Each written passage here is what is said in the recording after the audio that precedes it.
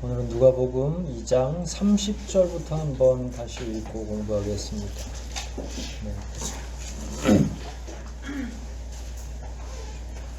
PPT는 2절 정도 준비했고요. 나머지는 그냥 성경책 읽으면서 한 절씩 한 절씩 공부하도록 하겠습니다. 30절 같이 읽고 시작할까요? 2장 30절 읽기를 시작하겠습니다. 내 눈이 주의 구원을 보았사오니. 아멘. 성경의 이런 구절은 굉장히 독특한 구절이죠. 언제 기억하든 기억하시면 이거는 그때 시므온 그 선지자가 예수님을 품에 안고 한 내용이다, 이렇게 기억을 계속 해 놓으시면 될 것 같아요. 여기서 내 눈이 주의 구원을 보았다라고 했을 때 사실은 구원이 다 이루어진 건 아니죠. 지금 시므온은 뭘 본 거예요? 누굴 본 거예요? 예수 그리스도를 받고 예수 그리스도를 안고 있는 거잖아요. 그러니까 실제로 구원이라고 하는 건 뭐죠? 예수 믿고 구원 받아야 되고 천국 간다, 소위 우리가 아는 개념들을 이렇게 다 동원해 보면 지금 이 시제는 현재 시제인데 구원을 보았다라는 거는 자기 눈으로 구원이 되는 과정이 막 일어나서 봐야 되는 건데, 고작 이 사람이 본 건, 육신의 눈으로 본 건 예수님 한 분만 본 거죠. 그러니까 우리가 잘 해석을 해야 되죠. 이건 되게 영적인 의미의 말씀이고, 하나님께서 시므온을 선택하셨던 이유 중에 하나가 바로 이런 내용 때문인 거죠. 그 마음이 깊고 영이 깊은 사람을 선택했을 때 그는 지금 당장 뭔가 현실적인 눈으로는 아무것도 보이지 않지만 하나님께서 계획하신 바가 이 어린 아기를 통해서 이루어질 장래적인 구원의 현실들을 보았던 거죠. 그러니까 상상할 수 있었던 거라고 생각해요. 근데 만일 여기다가 조금 더 붙인다면 간혹 하나님께서 바울에게도 3층천, 그러니까 세 번째 위에 세 단계 위에 하늘을 보여주셨고, 또 요한에게도, 사도 요한에게도 마지막 될 일을 보여주셨죠. 계시록이 그 기록이니까. 그랬다면 시므온에게는 우리가 흔히 영화에서 쓰는 기법 같은 거 있잖아요. 미래를 이렇게 누군가와 손이 맞닿으면 막 미래가 파바박 하고 막 보여지고 그 미래 속으로 들어갔다 오는 것처럼 우리가 좀 상상을 하자면 예수 그리스도를 안는 순간에 하나님께서 시므온에게 예수 그리스도를 통해서 펼쳐질 이방인들의 구원까지 전부 다 그 순간적으로 이렇게 보여주실 수 있는 거죠. 왜냐하면 시간과 공간을 초월하시는 하나님이니까 그런 지혜를 시므온에게 주실 수 있는 거죠. 근데 시므온이 이렇게 얘기한다고 해서 이걸 전부 주변에 있는 사람이 이해하리라고는 저는 생각하지 않아요. 왜냐하면 일반적인 사람들은 그냥 자신이 오감을 통해서 상대하고 있는, 자기의 오감 앞에 펼쳐져 있는 것만 보고 듣고 깨닫게 돼 있기 때문에, 예를 들어서 하나님께서 큰 은혜로 시므온에게 그 영의 눈으로 볼 수 있는 미래적인 구원의 상황들을 쭉 설명해 주셨다 하더라도 주변 사람들은 그걸 이해할 수가 없죠. 왜냐하면 시므온에게만 보여주신 거니까. 저는 그래서 이런 부분을 보면 이제 조금 셈이 나는 거죠. 영적으로 참 대단하신 분이구나. 하나님께서 아브라함에게도 친구라고 이야기를 하셨고, 하나님과 동행했던 사람들을 향한 하나님의 그 한량없는 애정이라고 하는 건 때에 따라서는 이런 방식으로 드러나는 거거든요. 하나님이 우리를 어떻게 인정해 주시고 우리 성도들을 어떻게 대해 주시는지 이렇게 되돌아보면 하나님이 시므온을 참 귀하게 여겨 주셨고 귀하게 여겨 주실 수밖에 없는 그 시대적 상황, 엉망진창인데 정말로 진주 속의 보석같이 진흙 속의 보석이에요. 말하면서도 잘못됐다는 걸 깨달았어요. 진흙 속의 보석인 것처럼 엉망진창인 세상 속에서 꿋꿋이 자기의 믿음을 이렇게 유지하고 왔던 한 어르신에 대한 하나님의 찬사 같은 거죠.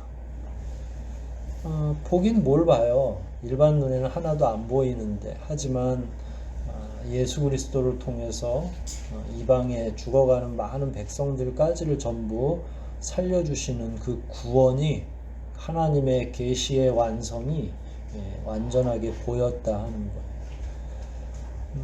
우리가 키워야 할 영적인 안목도 이런 거겠죠. 허황되다고 이야기할 수도 있겠죠. 그렇다고 이게 뭔가 우리가 눈을 감고 점을 치는 거하고는 전혀 다른 거죠. 이건 이미 기륭화복을 점을 치는 거하고는 그 차원이 다른 하나님의 구원 경륜 속에 이미 결정된 내용을 읽어내는 것이기 때문에 그럴 수도 있고 안 그럴 수도 있고가 아니라 완전하게 구원이 이루어질 그 상황을 본 것이기 때문에 인간이 고안해낸 역술로는 불가능한 거고 하여간 하나님께서 사랑하는 자에게 이런 미래적인 놀라운 일들을 보여주신 거고 이 당시에는 아무도 이런 시각을 가진 자가 없었고 그러니까 유일한 거죠. 이스라엘 백성들 가운데. 그러니까 시므온이 얼마나 위대한 신앙인이었는지 그냥 한 분의 노인이 아니라 그 당시에는 유일한 신앙인의 가장 높은 반열에 올라 있는 분이 시므온이라는 이야기입니다. 31절 보이죠? 31절 이는 만민 앞에 예비하신 것이요 32절에는 이방을 비추는 32절까지 있나요? 네. 같이 돼 있는데 만민 앞에 예비하신 것 그 다음에 이 만민도 그렇고 32절에 이방이라는 말도 그렇고 전부 다 유대인들 이스라엘 사회를 뛰어넘는 용어들이죠. 그래서 그 시므온이 받은 이 계시가 놀랍다는 거예요. 왜냐하면 전과 후를 살펴봐도 사도행전에서 비로소 이방이라는 복음이 이방으로 갈 것에 대한 내용들이 시작이 되는 거고요. 누가복음은 이미 후대에 기록이 된 거니까 예수님 당시에 기록된 건 아니지만 후대에 기록되었지만 이미 그런 조망을 예수님 탄생 즈음에 벌써 다 말해주고 있는 거죠. 더 이상 복음은 예루살렘에 갇혀 있지 않다라고 하는 게 예수님의 이 땅에 오시는 그 순간에 이미 결정된 거고, 물론 이건 결정체로서의 예수 그리스도를 안아본 시므온의 감격스러운 신앙 고백처럼 들려지지만 하나님의 구원 경륜 속에는 시므온에게 지금 밝혀졌을 뿐이지 이미 우리를 지으시기 전에 어머니 모태에 지으시기도 전에 창세 전부터 예비되었던 구속의 계획이었다. 그러니까 아무리 생각해도 일반인들은 감히 상상할 수도 없는 그 일들이 펼쳐진 거고, 그걸 이 어르신인 시므온이 예수 그리스도를 안으면서 그야말로 전기가 오르듯이, 그러니까 예수님을 안고 그 다음에 이렇게 하나님을 향해서 대주제여라고 찬양하기 전까지만 해도 자기가 받은 사명이 정확하게 무엇인지를 다 알지 못했을 거다. 하지만 그 순간에 바로 이런 상황을 알게 된 거고, 시므온이 경험했을 그 놀라운 충격적인 감격, 그냥 감격 정도가 아니라 감당하기 어려울 정도의 구원의 감격이라고 하는 건 이루 말할 수가 없는 거죠. 만민 앞에 예비하신 것이라고 이야기했으니까 이미 만민들을 위하여 예비하신 그 내용이 되는 거고요. 하나님은 어떤 영혼 하나도 소홀히 여기지 아니하시는 거죠. 이 만민이라고 하는 건 빈부격차를 떠나고 남녀노소를 막론하고 피부색을 막론하고 인종과 피부색 뭐 다 당연한 거고요. 이런 부분들이 완전하게 다 해소되는 내용이죠. 근데 사실 오늘날 혐오와 차별이라고 하는 주제로 이렇게 돌이켜보면 굉장히 끔찍한 일들이 우리 안에 벌어지고 있죠. 한국 교회가 왜 그러는지는 모르겠지만 이 혐오와 차별과 관련해서 한국 교회는 매우 협소한 사고를 가지고 있어서 소수자들을 굉장히 혐오하고 차별하는데 한 몫을 하고 있죠. 그거는 물론 성경적 교리에 따라서 어떤 소수자들에 대한 판단과 비난이 가능할 수는 있지만 그렇다고 해서 교회가 그런 소수자들을 혐오와 차별하는 일에 앞장선다고 하는 건 저는 제 상식으로는 이해하기 되게 어렵다. 3년 정도 전에 우리가 청년들하고 그 성경 공부를 한번 한 적이 있었어요. 그때 이제 이런 문제들이 등장을 했죠. 예를 들어서 이제 성소수자들 가운데 성소수자들을 어떻게 대해야 되는가? 저는 성경적 교리적으로는 그건 죄는 틀림없다 라고 이야기를 하고, 하지만 만약 그런 사람 가운데 우리 교회에 다니기를 원한다면 나는 고민은 그때부터 굉장히 될 것 같다. 그런 사람이 우리 교회에, 이 표현도 되게 나쁜 표현이죠. 그런 사람이라는 표현. 그런 성적 취향을 가지고 있는 분이 우리 교회에 나와서 설교를 듣기를 원한다면 굉장히 많은 분들이 깜짝깜짝 놀랄 수도 있겠죠. 하지만 성소수자라는 것과 그리스도의 날개 밑으로 들어온다고 하는 건 굉장히 전혀 다른 문제인 거죠. 그리고 후천적으로 그런 성적 취향을 갖는 사람들이 많아지는 이때에 우리는 교회가 작으니까 그런 경험이 전무하지만 큰 교회 같은 경우는 어떤 집사님의 자녀가 성소수자가 될 수도 있고 그런 경험들은 얼마든지 이 시대에는 가능한데, 그런 사람들을 향해서 우리가 돌을 던지는 모습을 주님께서는 어떻게 생각하실까? 그건 굉장히 많은 질문을 우리에게 주는 거거든요. 그래서 저는 성경적으로는 죄는 명백하지만 그 죄를 우리가 앞장서서 돌을 던지는 일은 하지 않는 것이 옳겠다. 좀 유보해야 될 만한 일들. 전 주님이 이 시대에 있었으면 바리새인들이 그 내용을 가지고 질문을 하지 않았을까 생각될 정도로 우리에게도 너무 대답하기 어려운 그런 질문이죠. 다시 돌아가면 우리에게 누군가를 정죄해야 할 권한은 하나도 없죠.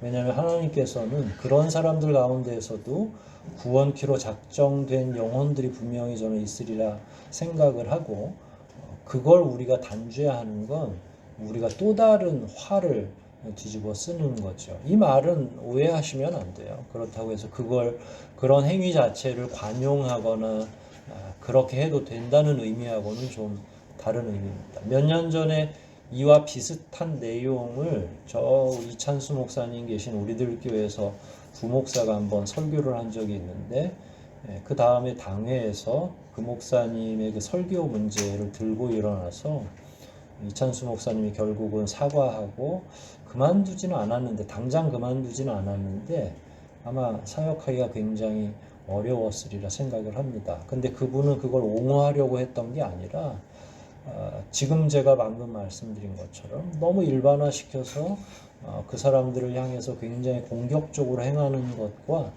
그런 태도가 과연 그리스도인들에게 합당한가를 질문한 건데, 저랑 똑같이 질문한 건데, 아무튼 여지없이 박살이 났죠. 근데 그런 토대가 과연 복음 전도에 도움이 되겠는가? 지금 심우원이 말하는 이 만민 안에는 그러면 성결하고 아예 정결한 사람들만 포함되어 있는 만민이라는 용어일까? 이런 면에서 우리는 더 기도하고 고민하고 우리의 생각과 아량의 품을 좀 넓혀가는 일이 필요하겠죠. 1960년대까지 여성들에게는 참정권이 없었어요. 대부분의 나라에서. 이 세계적인 추세에서. 19세기 말까지도 그런 그 논문들이 가끔 인용되기도 했죠. 노예들에게는 영혼이 있는가? 노예들에게는 아예 영혼이 없다고 생각한 때도 있어요. 그게 불과 150년, 200년 전이었죠. 돌이켜보면 저는 그리스도인들이 정죄하는 것에는 되게 앞장서지만 따뜻한 시각을 갖는 것에는 되게 뒷짐지고 있는 게 오늘날 우리들의 편견과 약점이 아니겠는가. 정말로 그런 사람들이 그리스도의 날개 아래로 숨어들었을 때 우리는 어떤 태도를 취해야 되는지도 같이 묵상하면서 분명히 예수는 만민을 구원하러 오셨는데 하는 그런 아쉬움들이 있고 성소수자와 관련해서 한 가지 더 말씀을 드리고 지나가는 게 좋을 것 같아요. 양남식 목사님이 그 처한 그 교단에 신학교가 하나가 있는데 저도 양남식 목사님하고 대화 중에 그런 이야기를 한 겁니다. 어느 교회, 거기는 우리 교회보다 10배쯤 더 그 보수적인 교회고 교단이에요. 어느 날 레즈비언이라고 여성성을 가지고 있고 여성을 좋아하는 여성이 교회에 출석했죠. 그럼 이제 당회가 다 난리가 났죠. 일단 손가락질 받는 건 둘째치고 우리 교회에 저런 여성이 출석하는 게 맞느냐부터 시작해서 온갖 다양한 이야기들이 다 쏟아져 나온 거죠. 어떻게 됐을까요? 그 여성분은 쫓겨났을까요? 아니면 다니게 됐을까요? 다니게 됐습니다. 그리고 끊임없이 계속 교회에서 기도했고 나중에 어떤 목사님의 사모님이 되셨고 그분이 쓴 그 자기의 경험과 자기가 어떻게 따뜻하게 그리스도의 날개 아래 있었는지와 또 그런 과정을 책으로 써서 전미의 베스트셀러에 올랐었어요. 그러니까 대단히 놀라운 일이죠. 주님의 복음이 능력 있다고 우리가 생각하면 두려울 상대가 어디 있겠어요. 좀 말하면서 또 오해하지 말라고 말씀드리는 건 지금 제가 당장 뭘 어떻게 해서 그 사람들을 우리 교회에 초대하겠다는 그 말이 아니라 이 만민이라는 말에 자꾸 제외되는 사람들이 점점 많아지고 있는 시대적인 그것도 대한민국 안에서 그런 일들이 있을 때 교회가 너무 협소해지고 있는 건 아닌가라는 저도 옛날 같았으면 바늘 하나 안 들어갈 그런 사람인데 요즘 들어서 자꾸 그런 생각을 합니다. 교회의 시각이 점점 더 냉정해지고 있진 않는가, 더 따뜻해져야 되지 않겠는가. 적어도 가난하고 없이 사는 사람들, 소수자들을 위해서는 기도할 필요가 있겠다라는 생각들을 계속 하게 됩니다. 혹시 뭐 제가 든 예화가 좀 불편하거나 하시면 좀 양해를 하시고, 저는 불편할 일은 아닌 것 같아요. 우리 가운데 뭐 이제 그런 일이 일어난 건 아니니까. 하지만 이미 말씀드린 것처럼 우리보다 훨씬 더 보수적인 교단 안에서도 그런 분을 품고서 기도했다는 것 자체가 너무 대단하기도 하고 역시 복음은 못하는 일이 없구나. 그런 사람일지라도 변화시킬 수 있구나. 그 자체가 보편적 예화가 될 수는 없어도 충분히 복음의 능력은 증명된 일이 아니겠는가 이렇게 생각이 됩니다. 32절도 저는 마찬가지라고 생각을 해요. 이방을 비추는 빛이요 주의 백성 이스라엘의 영광이니이다. 이걸 그 당시 진짜 바리새인이나 서기관을 비롯한 정통 종교 지도자들이 뭐라고 이방을 비춘다고 이렇게 이거는 정말로 심오하니 위험한 일이죠. 시몬이 아마 갇히거나 누군가의 돌팔매를 맞았을 수도 있겠죠. 이방인은 개 취급을 당하던 거죠. 때로 예수님이 그 상대편의 믿음을 확인하고 자극하기 위해서 수로보니게 여인을 개 취급한 적이 있었죠. 자기 자녀를 위해서, 자녀의 질병 치유를 위해서 주님 도와주십시오 라고 이야기했을 때 주님이 선뜻 가지 않고 그 이야기를 꺼낸 거죠. 너하고 나는 출신이 달라. 근데 주님은 그렇게 생각하신 게 아니라 그 여인의 믿음을 통해서 옆에 있는 주변에 있는 사람들의 믿음과 대조하기도 하고 확인하고 싶으셨던 게 있었던 거죠. 너희는 개야 라고 얘기했을 때 그 여인이 어떻게 대답하죠? 개도 주인의 상에서 떨어지는 부스러기를 먹고 삽니다 라고 표현을 한 거예요.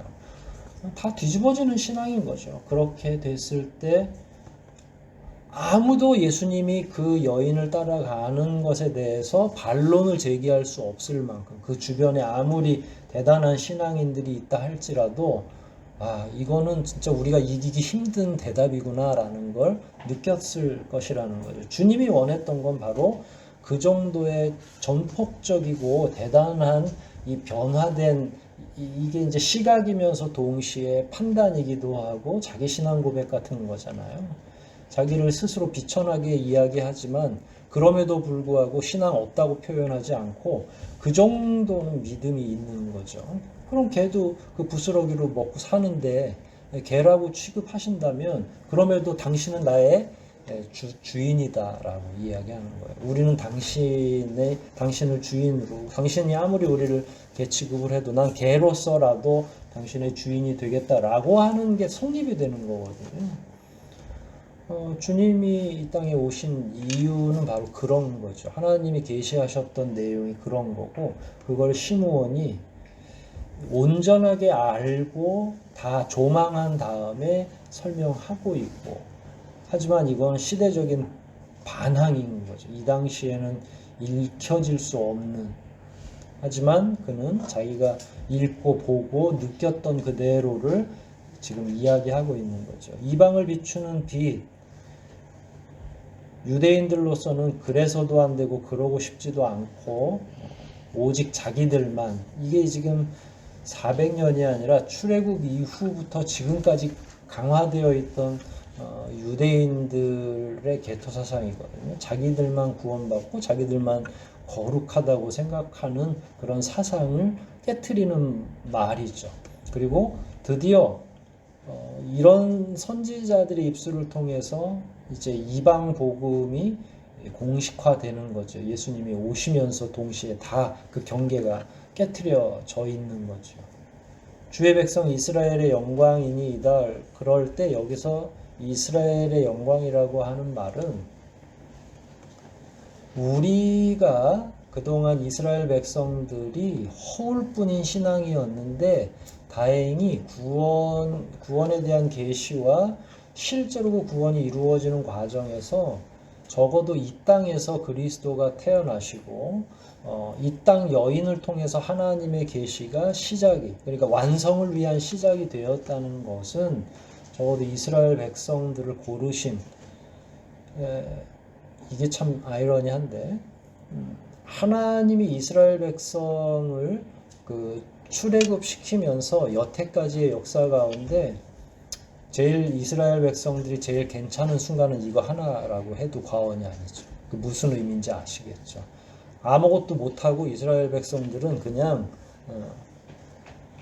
마리아와 요셉이 예수 그리스도를 탄생케 하는 육신으로서 존재하는 이 일 외에는 잘한 게 하나도 없을 정도로 어리석게 살았고 못되게 굴었죠. 하나님이 힘이 없어서 그렇게 만드신 건 아니고 아무리 좋은 방식으로 양육하려고 해도 다 거절했는데 오직 마지막 순간에 그 일을 성취하는 순간에 그냥 이 일 하나로도 이스라엘에게는 대단히 큰 영광이고 하지만 그건 모든 이스라엘 백성들이 수종한 까닭이 아니라 마리아와 요셉이 희생하고 헌신한 까닭인 거고 그것조차도 사실은 두 사람의 신앙으로 이루어진 거지 이스라엘 전체가 칭찬받을 일은 아니죠. 하지만 이스라엘은 개인이 이스라엘로 표현될 때가 다분히 많았었죠. 그리고 이스라엘이라고 하는 민족은 야곱을 통해서 이루어진 이름이니까 그렇게 놓고 볼 때 여기 이스라엘의 영광이다라고 하는 건 어떻게 보면 이스라엘 백성 전체는 여기 하나도 포함되지 않고 몇몇 믿음을 지키고 여태까지 구원의 역사의 그 도도한 흐름 안에 세워져 있는 진짜 하나님께서 원하셨던 이스라엘 사람들, 그 사람들에게는 적어도 이 순간이 영광스러운 순간이고, 그 다음에 끊임없이 계속 하나님의 계시의 말씀을 신뢰했던 사람들, 반드시 하나님께서 임마누엘이신 예수 그리스도를 이 땅에 보내실 거야 라는 그 믿음을 가지고 살다가 이 일을 못 보고 돌아갔던 많은 사람들, 그게 모세를 비롯해서 뭐 각 선지자 또 예언자들 할 것 없이, 성경을 오랫동안 읽었던 사람들 할 것 없이 하나님의 그 구원 계획에 대한 내용을 확신했으나 못 보고 간 그 사람들에게는 자기가 지금 그 모든 영광을 보고 있고 마지막 자기가 증인처럼, 증언자처럼 된 것이 너무 영광스러운 일이다 라고 하는 그 의미가 이 가운데 포함이 되어 있는 거죠. 참 위대한 찬송이기도 하고 경험이기도 하고, 저는 설교를 준비하는 입장이니까 오늘 본문 말고요, 다른 본문이나 이렇게 할 때 가끔 그런 감격을 누릴 때가 있죠. 1년에 이렇게 몇 차례씩 성경을 읽다가 설교 준비를 제가 잘해서 감동적인 게 아니라 그 본문이 주는 그 감동들이 있거든요. 그리고 그걸 이렇게 상상하다 보면 하나님께서 정말로 놀랍구나. 심지어 말씀도 얼마나 정교하게 딱딱 톱니바퀴처럼 짜맞춰서 돌아가는지, 이게 소설가가 있다면 그 소설가는 정말로 이게 소설이라면 이 책을 기획 구성한 사람이 누군가 있다면 그 사람은 천재에 가깝다. 왜냐면 하나도 들어맞지 않는 부분이 없이 모든 톱니바퀴가 다 들어맞죠. 그러면 깜짝깜짝 놀라죠. 말씀을 이렇게 준비하다가도 놀랍고 그걸 깨닫게 해주셔서 더 감격스럽기도 하고. 근데 하물며 말씀의 완성인 예수 그리스도가 이 땅에 태어났고 그걸 안고 있는 시므온은 그 감격이 어땠겠어요. 그러니까 참 놀라운 거죠. 허황된 꿈을 자꾸 꾸라고 말씀드렸죠. 이것의 10,000분의 1이라도 되는 경험을 만일 우리가 이 땅에서 할 수만 있다면 그게 무엇이든지 하나님께 내게 경험케 해달라고 요청하는 그 객기 같은 게 좀 우리에게 필요하죠. 너무 이 시대에는 하나님에 대한 경험도, 영적인 경험도 자꾸 줄어들고 있기 때문에 하나님께서 우리에게 구원의 기이한 빛을 좀 보여주시기를 요청하고 기도드리는 태도가 우리에게 필요한 거죠. 그런 하나님에 대한 신뢰, 그리고 어떻게 보면 좀 어리석어 보이지만 이 시대에도 여전히 하나님께서는 거룩한 자들을 세우실 거고 그런 자들에게 이상과 비전을 보여주실 것이다 라는 확신이 있다면 저는 여러분도 이런 꿈을 꾸셔도 된다는 거죠. 모두에게 다 해주시지는 않을 거고 하나님께서 분명히 시므온 같은 자, 조금 있으면 안나 선지자 이야기하고 마칠 건데요. 그런 분들을 통해서 하나님이 이 시대의 계시를 분명히 보여주시고 이루어주시지 않겠는가, 이렇게 생각이 됩니다. 기록된 건 여기까지고요. 33절 읽습니다. 성경책 보시면서 33절 시작.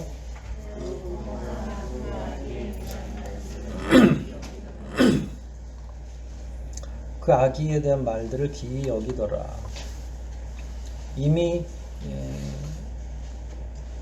세례 요한의 잉태 때부터 엘리사벳에게 마리아가 갔고 같이 이야기 나누고 이런 이야기들을 나누기 시작해서 거의 10여 개월 이상 마리아하고 요셉은 설왕설래 하면서도 이런 이야기들을 계속 나눈 거죠. 자기들이 갖게 된 이 아기가 어떤 아기인지 하나님께서 아무리 천사를 통해서 고지를 해주셨다 하더라도 제가 봐서는 그 부모가 완전하게 이해할 수 없었으리라 생각을 해요. 이 당시에 그 부모의 나이는 추산컨대 마리아가 한 18살 많이 먹었으면, 그리고 뭐 요셉도 그거보다 조금 더 먹은 상태였죠. 우리로 보면 그냥 표현이 저속한데 그냥 고딩 엄마가 된 거예요. 참 놀랍죠. 근데 그 당시에는 좋은 풍습도 있었고 일찍 시집 장가를 갔는 데다가 이스라엘에서는 13살이 성인이에요. 남성 같은 경우는 그때 이미 말씀을 읽고 한 사람의 말씀을 살아낼 수 있는 성인으로 인정을 하기 때문에 결혼하는 거나 이런 거나 전혀 문제가 될 일도 없었고, 그럼 말씀을 잘 읽고 한다면 한 가정을 다스릴 수 있는 가장이 될 수 있다는 거예요. 가정은 오늘날에는 잠잘 곳을 가정이라고 자꾸 생각하는데, 이때만 해도 말씀으로 양육할 수 있는 남성과 여성이 만나는 걸 가정으로 이해한 거죠. 집이야 뭐 그 당시에 무슨 빌라가 있었겠어요. 지하 주차장이 완비된 아파트가 있었겠어요. 그냥 흙과 돌을 이용하기도 하고요. 또 유목하는 사람들은 텐트를 치는 방식이었어요. 지금도 여전히 2000년이나 지났는데도 저 유대나 시리아 쪽 가면 그 베두인들이 그대로 텐트 치고 있습니다. 그때나 지금이나 변함이 없어요. 물 구하기도 어렵고 한데 다 거기서 먹고 살고 합니다. 그러니까 지금 같으면 절대로 시집장가 못 갈 상황인 거죠. 하지만 그때는 다 그럼에도 불구하고 영에 대한 눈이 완전하게 떠 있지 않고 고민은 많이 했겠죠. 10여 개월 이상 잉태하고 있는 동안에 이걸 어떻게 해야 되냐, 이 아이는 어떤 아이냐, 우리는 도대체 낳는 것까지는 하나님의 은혜를 통해서 우리가 수종할 수 있지만 그 다음에 이 아이를 어떻게 수종해야 되느냐, 현실적인 문제부터 시작해서 어마어마한 고민들이 그 가운데 있었죠. 그런데 낳았더니 또 낳은 다음에도 자꾸 이런 말들이 오는 거야. 목동들도 와서 절하죠. 시므온이 정결례 하는데 와가지고 이딴 말을 하죠.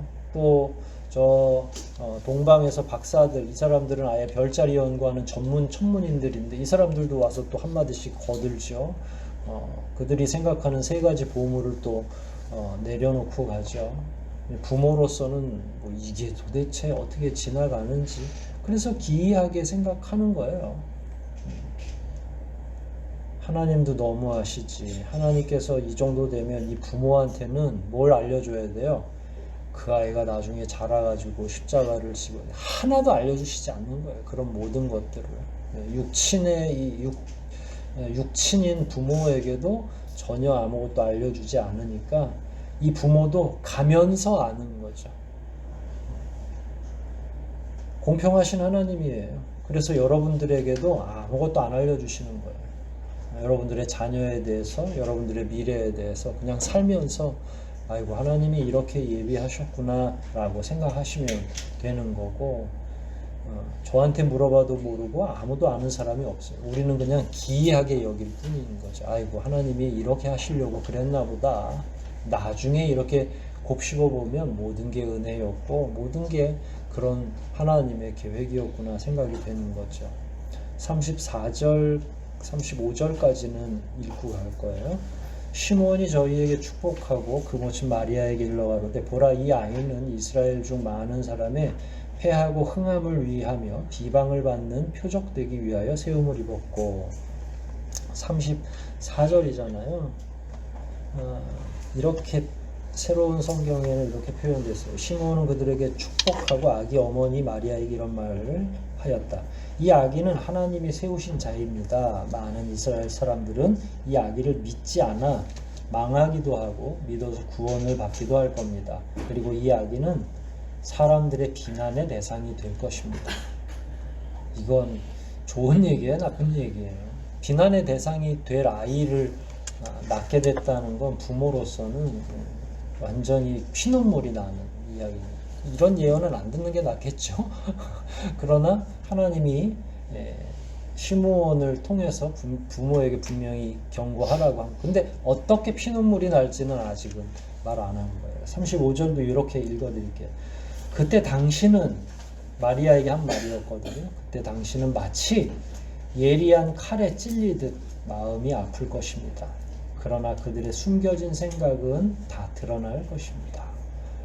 그러니까 결과적으로는 다 얘기했지만 이게 십자가를 예언하는 건지 아무것도 알지 못하고 마리아가 당하게 될 어머니로서 요셉은 미리 죽거든요. 그러니까 마리아가 당하게 될 어머니로서 그리고 이 세상의 어머니들 가운데 가장 고통스러운 어머니의 역할을 할 수밖에 없는 그 운명적인 하나님의 계획이 이 가운데 포함되어 있는 거죠. 축복과 동시에 고통스러운 예언이 같이 이 안에 포함되어 있는 거예요. 사실 이스라엘 백성들 가운데 선지자가 갖는 담대함은 바로 이런 거죠.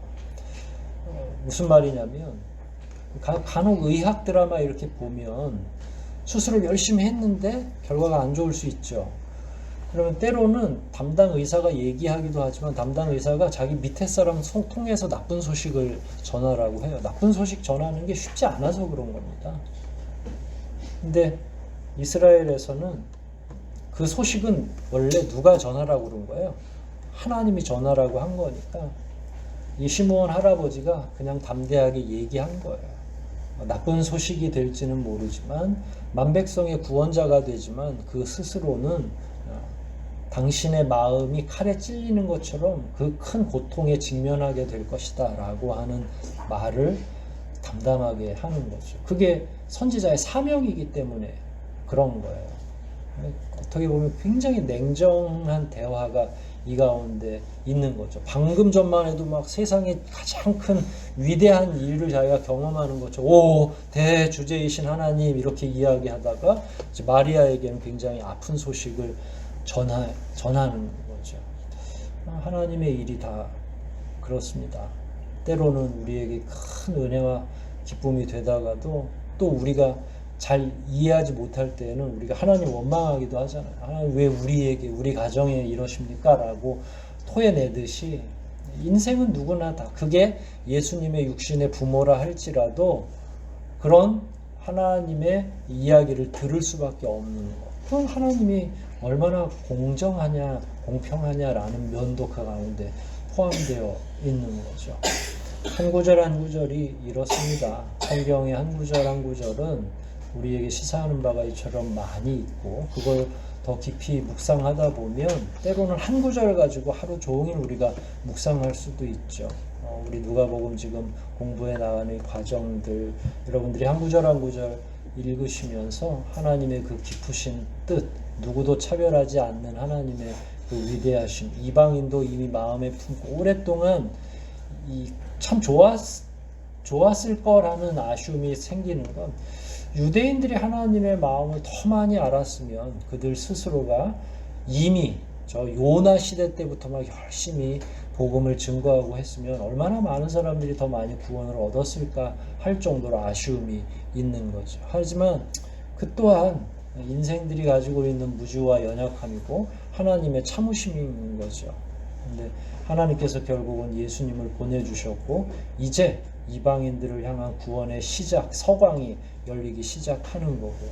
이런 한 구절 한 구절을 통해서 이번 한 주도 여러분들이 말씀 안에서 위로를, 말씀 안에서 평안을 찾으시기를 주 이름으로 축원드립니다. 우리 말씀들 생각하면서 한번 기도하시겠습니다.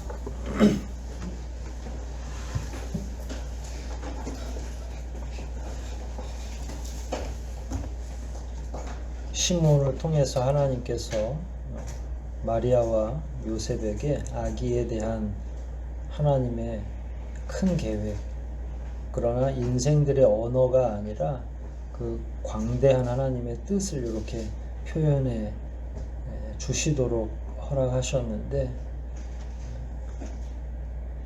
시므온의 인생도 한번 생각해 보시고 시므온의 이 예언의 말을 들었던 마리아의 생각도 한번 여러분들이 추측하면서 하나님께서 결국은 그거죠. 거절할 수 없는 하나님의 뜻은 우리가 왜곡하거나 거절할 수 없다.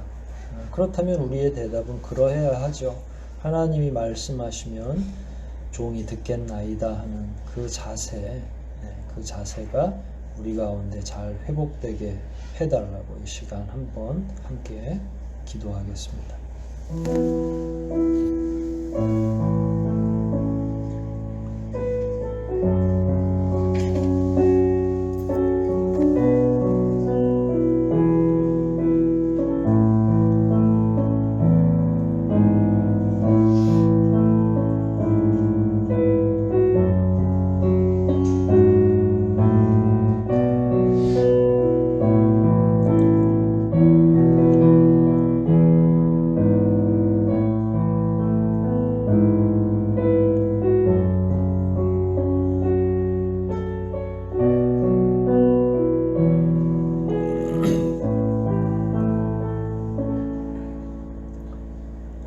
자비하신 하나님 아버지, 오늘도 말씀 안에서 하나님을 상상하고 하나님을 만날 수 있는 귀한 은혜를 베풀어 주시니 감사합니다.